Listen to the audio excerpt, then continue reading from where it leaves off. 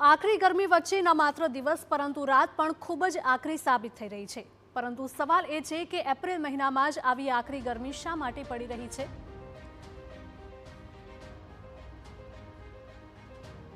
હજુ તો એપ્રિલ મહિનો ચાલી રહ્યો છે અને દેશના અનેક શહેરોમાં તાપમાન 43 થી 47 ડિગ્રીની વચ્ચે પહોંચી ગયું છે।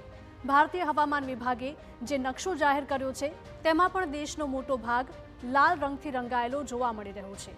ગરમીની આ લહેર આ વખતે ખૂબ જ લાંબી અને ઘાતક સાબિત થઈ શકે છે।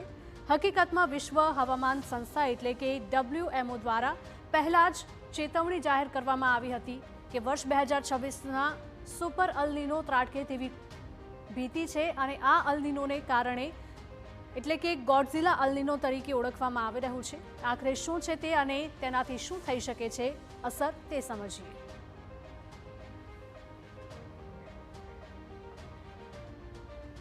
તો ગોડઝિલા અલ નીનો વિશે અમે આપને માહિતી આપવા જઈ રહ્યા છીએ કે આના કારણે તાપમાનમાં પણ ખૂબ જ મોટો ઉછાળો આવે તેવા એંધાણ અગાઉથી જ વ્યક્ત કરવામાં આવ્યા હતા અને તે જ આગાહી હવે સાચી પડતી દેખાઈ રહી છે કારણ કે ભારે ગરમીના કારણે લોકો ત્રાહિમામ પોકારી ઉઠ્યા છે।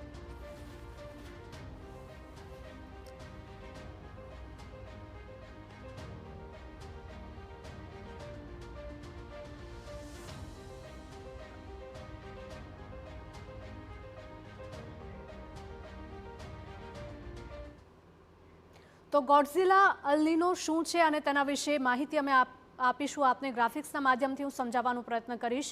બદલાતા હવામાન અંગે WMOએ ચેતવણી જાહેર કરી છે એટલે કે લોકોને સાવચેત રહેવા માટે ખાસ કહેવામાં આવી રહ્યું છે અને વગર કામે લોકોને ખાસ કરીને બપોરના સમયે ઘરની બહાર ન નીકળવા માટે પણ અપીલ કરાઈ છે।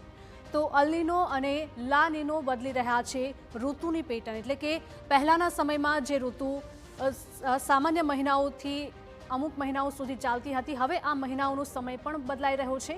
મે મહિનાથી આકરા અલ નીનો શરૂ થવાની પ્રબળ શક્યતા વ્યક્ત કરાઈ છે।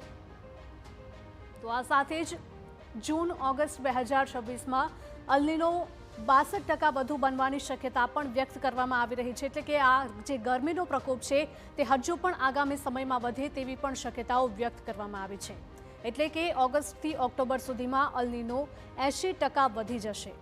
આ આગાહી ખૂબ જ ચિંતા ઉપજાવનારી છે। પ્રશાંત મહાસાગરમાં સમુદ્રની સપાટીનું તાપમાન પણ વધશે અને તેના કારણે સમુદ્રની આસપાસના જેટલા પણ વિસ્તારો છે ત્યાં પણ ગરમીનો પ્રકોપ ભારે જોવા મળી શકે છે। તો આ સાથે જ આ સદીમાં ક્યારેય ન વધ્યું હોય તેટલું તાપમાન વધવાની પણ શક્યતા વ્યક્ત કરવામાં આવી છે।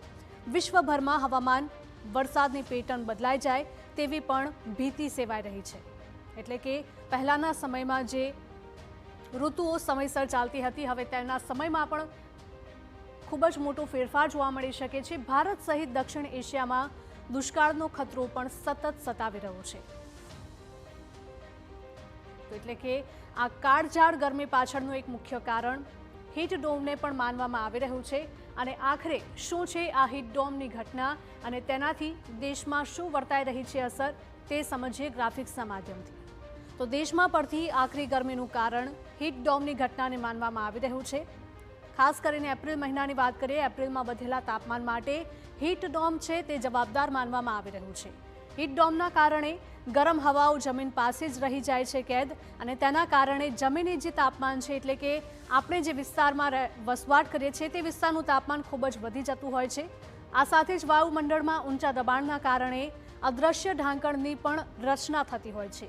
તો ગરમ હવાને ઉપર જતા રોકી દે છે અદૃશ્ય ઢાંકણ એટલે કે જે હવા છે તે બાષ્પીભવન થઈને આકાશ તરફ જતી હોય છે તે નથી જઈ શકતી અને તેના કારણે જ જમીનની આસપાસનું જે તાપમાન છે તે ખૂબ જ ઊંચું જતું રહેતું હોય છે। વાદળ નથી બનતા અને સૂર્યના કિરણો સીધા પડે છે જમીન પર તો જમીન પાસે જ ગરમ હવા જમા રહેતા તાપમાનમાં ખૂબ જ મોટો વધારો જોવા મળતો હોય છે।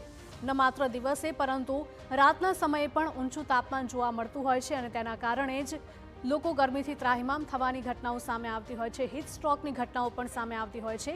પૃથ્વીના વધતા તાપમાનના કારણે હીટવેવની તીવ્રતા પણ ખૂબ જ વધી છે તેવું એક રિસર્ચમાં સામે આવ્યું છે।